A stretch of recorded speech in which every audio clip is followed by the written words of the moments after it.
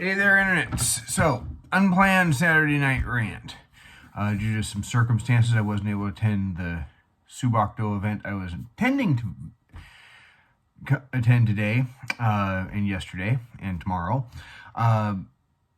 Suffice to say, everything's okay, but, plans changed. So, I have time to do this and talk about a couple of things. And that also meant, since I had a Saturday off and wasn't going to something else, I made a Central Committee meeting for the Skagit County Republican Party. So, they came in. Props to Jermaine Cornegay, even though, to my knowledge, he normally supports Democratic views, Democratic causes. She came to what, with everyone knowing that, would effectively be like going in front of a hostile audience. Props to her for putting herself in front of us, because she is running for a nonpartisan office. I don't think we endorsed her. Suffice to say, I will give her props for that. They did an election recap, and honestly, from this last week, there was some circular firing squad issues brought up. I have never been one who likes the idea of a county party, state party endorsing candidates beforehand, because it creates at least the appearance as though you're just trying to keep the establishment in here. Unfortunately, we also have this jungle primary where only the top two make it through. And as soon as you get too many, no matter what their parties are, you can split up the vote, and that's what happened, for instance, on the Secretary of State race. Keith Wagner was running. There was a candidate who effectively was there just to be a spoiler, because they were normally a Democrat, running as a MAGA Republican in one race. There was another that was running in the Secretary of State race. It's like, why did you even run? You only got like 3% of the vote. One decided to file the week of. If you're deciding to run for office and there's already people you agree with running, maybe you shouldn't decide the week of. You need to decide months in advance. Suffice to say, one of the people that decided months in advance, he actually made it through in the form of Dan Matthews, who I am all for 2nd Congressional District against Rick Larson. And so a lot of the time was spent on election integrity, because, of course, everyone's watching that within the Republican circles, and we all should be, no matter our views. Everyone pretty much trusts the people as far as in the elections office here in Skagit County. One thing that was brought up is, the county I brought this up during the meeting, is everyone was talking about the issues that we have in Skagit County isn't that we don't trust the people. I mean, there was one disagreement between our watcher and a friend of mine who works in the election offices, where they had to repair part of the mechanical process, and they had something set wrong because they couldn't get the ballots to read, and they pushed the wrong button to read the wrong size paper. And he said, now you need to do a test again just to make sure it runs right before you use it. She said, because we didn't do any software, no, we don't.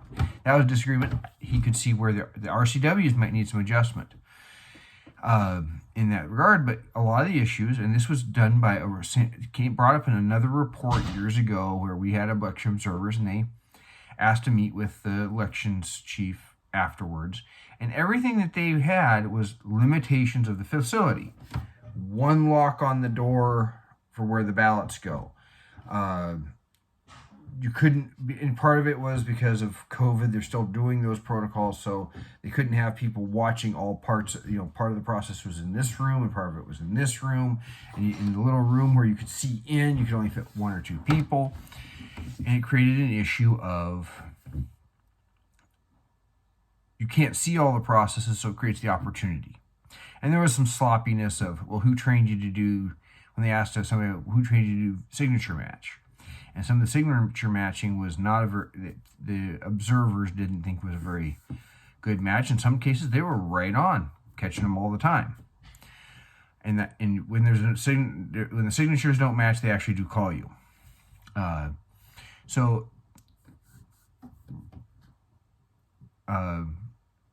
Hall is the last name. He is the guy that is the person we want for elections, because we got to change out the election chief. Because when I brought up, because the county got this grant for COVID issues, well, if they have to do COVID stuff forever, and for some people who are going to act like they are, because they're, even if they're not sick and they're not living with somebody vulnerable, they're still running around with masks. And they were the people that used to run around with a mask on and gloves and driving in their own car. We all know who those people are.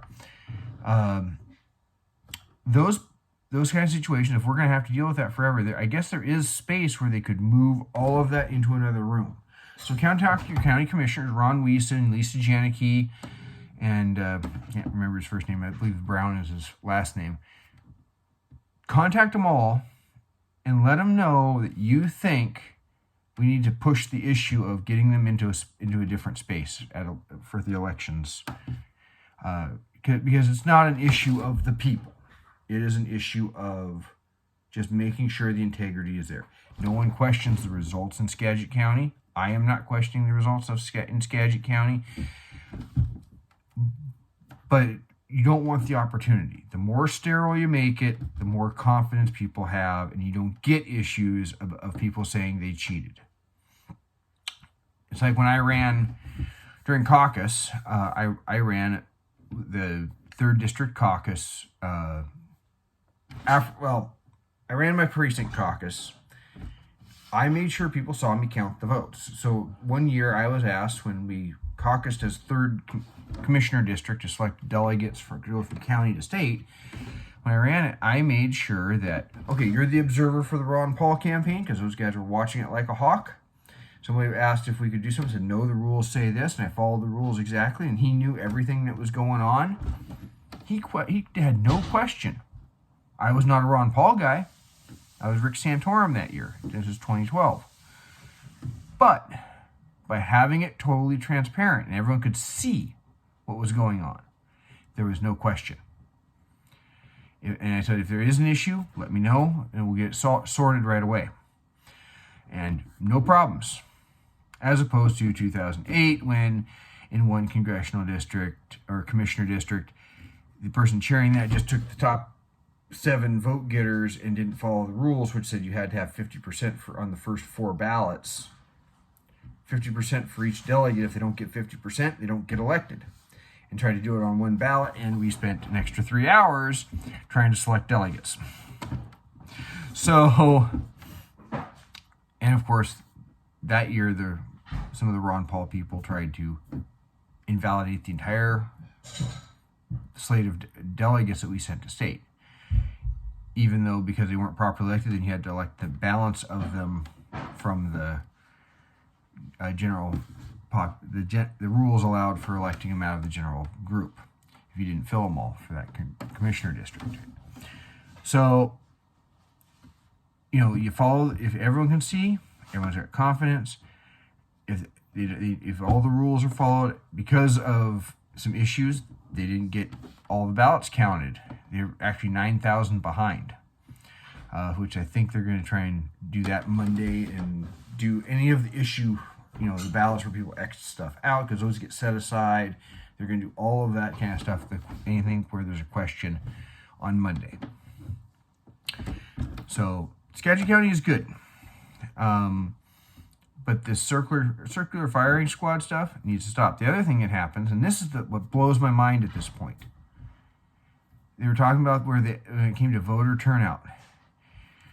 Last election or a couple elections ago, 12,000 NRA members didn't vote in 2020.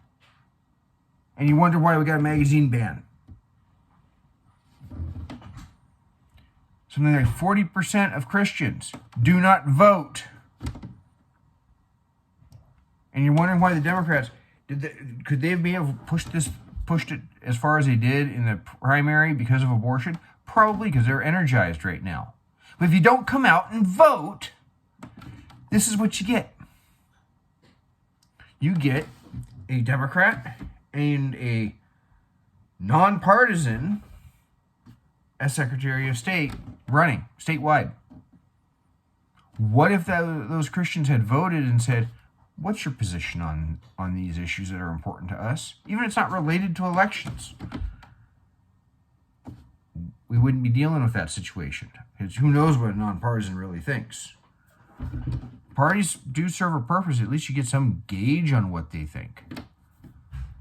Veterans not voting. And some people wonder why they vote certain ways. Maybe it's a veteran that doesn't prioritize foreign affairs, the military, veterans affairs. Maybe it is a veteran that votes on abortion first. Well, they're going to vote that way. That's going to happen. All right, I'm not going to fault somebody for their priorities. I have my priorities on voting. It's budget, taxes, guns, and on state issues, property rights. On federal issues, it's judicial nominations. When I'm voting on a senator, I want to know how they're going to vote on confirming justices to the court system. So you got to get out and vote, guys.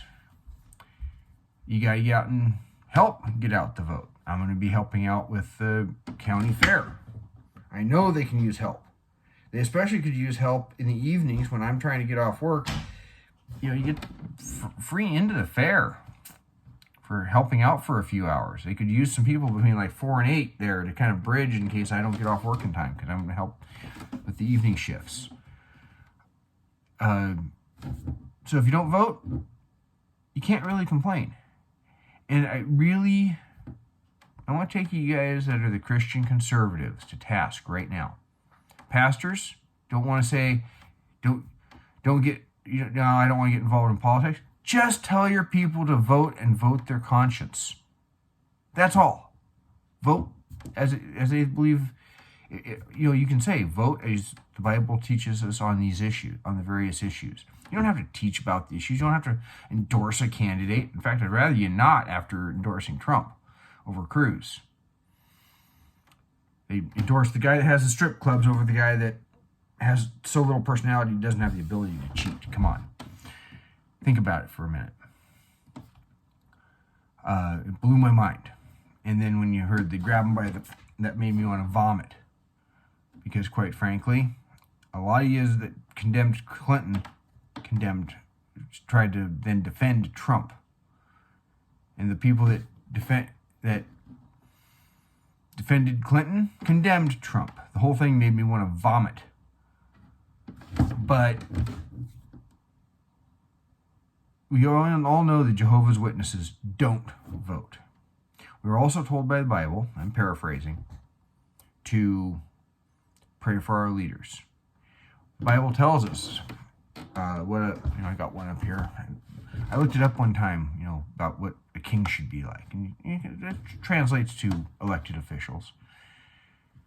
Well, they talked about the character and, whether they should be in it for themselves or their people and all those kind of things. We live in a system where we elect our leaders. This means that, in my view, you have a Christian duty to vote. Sitting out is not an option. That's my line for the Jehovah's Witnesses if they come to my door. So what do you want to talk about? What politician are you pushing? When they say we don't vote, I'm going to say you're not following your Christian duty. Because you have a duty to vote to help choose godly leaders. We are not a theocracy. But it doesn't mean that the morals that religion teaches can't be part of what makes our decisions. The grandfather that this desk came from, he pretty much gave up on church because, as the story goes, related by my dad, is that this was back when farms turned out a little of everything, and it was, of course, hard times. And back then you got your milk in these big, like 5-gallon milk jugs. And the deal is that you brought the milk jug back, you traded it, kind of like trading in the propane tanks. You take the propane tank in, You're paying for the propane. You turn the propane tank in, you get another propane tank that's full. Same kind of thing with the milk. Pastor, in the night, skipped town. And bad enough that he didn't pay for the milk. Worse yet, he took the milk jugs. My grandpa said, "I'm done with religion." But the values that go with it are embedded in our society. The idea of letting 10 guilty men go to avoid punishing an innocent man starts out in the Bible. The idea that a marriage is a man and a woman. The idea that you shouldn't divorce except in cases of the spouse abandoning you, abuse, adultery. Those ideas have a beginning in our Bible. But in the end, any kind of morality starts with some kind of religion. And if you're hearing this and you're Jewish or you're Muslim, you absolutely should open up your Quran or open up your Torah, and that's reverse of respectively. But if you're pagan, you should be saying whatever they put out is going to come back 3 times. Okay. So all of you that say, I don't want to get involved in politics and you're religious, not a good excuse. You cannot just stand idly by and let bad things happen. Okay. So the people sitting out, not going to work anymore. The people who say, oh, I'm going to vote, that doesn't cut it either. You need to let people know who you support. You need to be willing to help out the campaigning. When I was doorbelling, I'm at a point in life where I can't run a 5-night-a-week or 4-night-a-week and all day Saturday afternoon doorbelling program like I did in 2010 and 2012. But I can't tell you how many times I was doorbelling and people thought they were helping the cause by watching the debates on TV. If you're watching the debates on TV and you've already made up your mind, shut off the TV and go help. You don't have to have money. When I think it was 2010, I'm sitting there going door to door, my cell phone rings. Pull it out, I answer the phone. Flip phone, still had a flip phone. And they said, yeah, we just need a little bit of money to try and unseat Harry Reid. I'm like, I don't have any money. No, we just need 20. Can you give $100? No, I'm literally campaigning. They kept trying to whittle me down to anything. I'm like, lady, you are hurting our cause.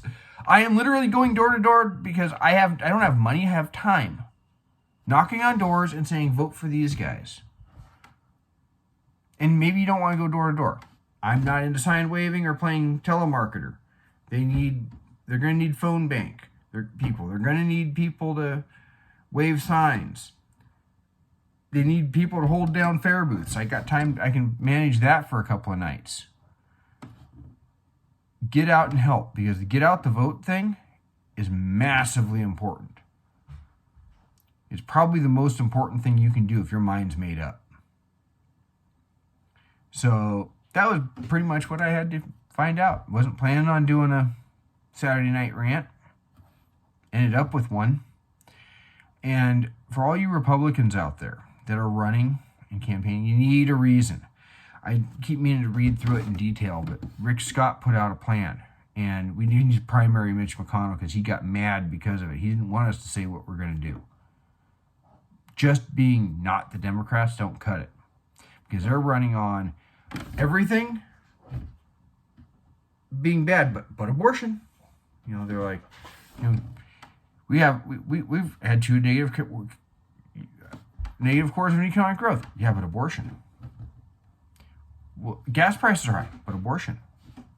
I can't find formula for my kid. You could have aborted it. But people are grooming my kids. If you abort the kids, you don't have to. Your kids can't be groomed. That's what they're running on because they have nothing. And people do not understand that all overturning Roe v. Wade did was put it to the states where I read an article where Ginsburg is going to said could end up with the late Ginsburg could be having the last laugh in her grave because she said Roe v. Wade took us from having a serious conversation about when life begins, what's acceptable on this matter, and coming to some sort of happy medium and forcing it on a bunch of people and making them trying to, just live with whatever decision. And in doing so, because there wasn't a clear, spelled out right, it remained controversial. Okay? So that's a lot of people don't understand. They think that, it's all a big ban. And I'm also going to tell some of you that are pro-life. Now is the time for retrenchment. Now is the time to take the victory and solidify it and be working on the hearts and minds, not pushing hard legislation. Yes, we all want to see it end. And certainly not to even talk about extremist things. There's some, in Kansas, they said 60% of people voted down this constitutional amendment that would have allowed the legislature to restrict abortion access more. You got somebody in the legislature that tried to ban it even in cases of the mother's life. You're not even going to get that past most Republicans. And people were confused by the amendment. You don't need to keep pushing this stuff right now. Right now is the hearts and minds. Be showing why this is something that we shouldn't allow. You don't have to push legislation. And absolutely should be saying yes in the case of the mother's life, and we need to tweak the laws to allow for it. A 10-year-old's body cannot carry a child. Maybe we need to say, look, it's going to be presumed that under the age of 14, 15 years old, we're going to presume that they can't.